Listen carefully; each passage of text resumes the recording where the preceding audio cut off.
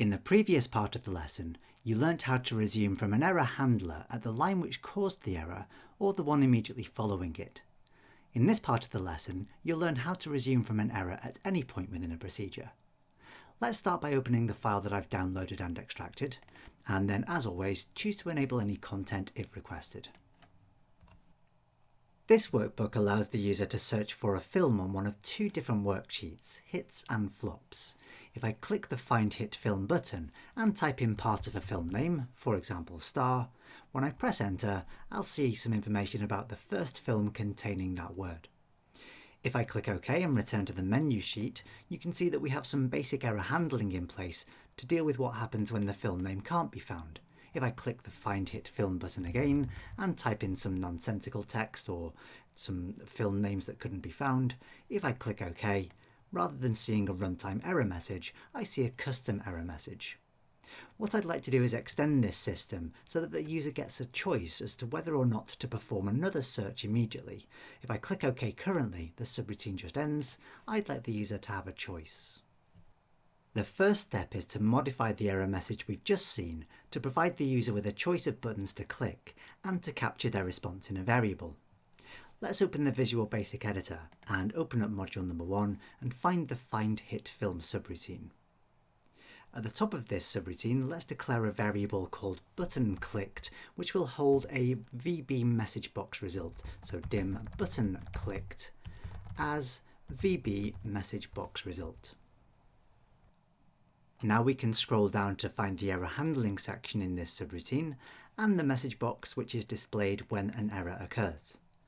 Let's modify this line so that it displays retry and cancel buttons and assign the result of the message box function to the variable we've just declared. So we can say button clicked equals message box. As we're now capturing a result from the message box function, we should open a set of parentheses after the message box name. We can then alter the buttons that are displayed on the message. So after VB exclamation in the buttons parameter, we can add VB retry cancel buttons. Finally, we need to close the parentheses at the end of the argument list to make that syntax valid. We should test this code to see that the error message we get presents the user with a choice. Let's return to the menu sheet in Excel, click the Find Hit Film button, and once again type in some nonsensical text that won't be found in the list.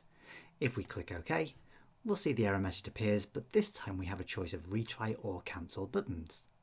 Of course, the problem is that these two buttons don't actually do anything different. If I click retry, the subroutine still just ends. So the next stage is to add some code which tests which button has been clicked and returns the user to the correct part of the subroutine if they choose to retry. Let's return to the Visual Basic Editor and look at the error handling section.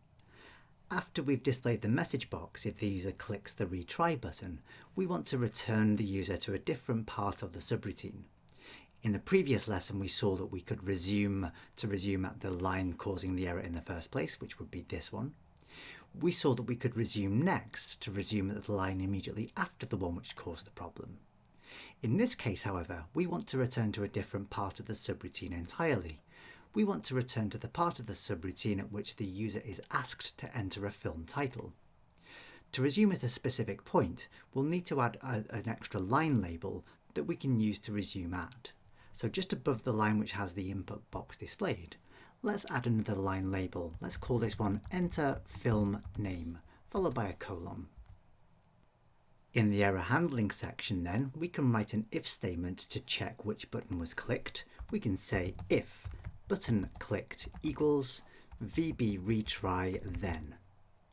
What we'd like to do is resume running our code back at the label we've just created, which I've called Enter Film Name. As I've written my if statement as a block if, I'll also need to add in an end if statement as well. We could also add an else clause which simply returns the user to the main menu worksheet if they click the cancel button rather than retry. Let's add an else clause to the if statement that simply selects the menu sheet. We can say worksheets menu dot select. At this point, we should return to the Excel workbook and check that everything works as expected.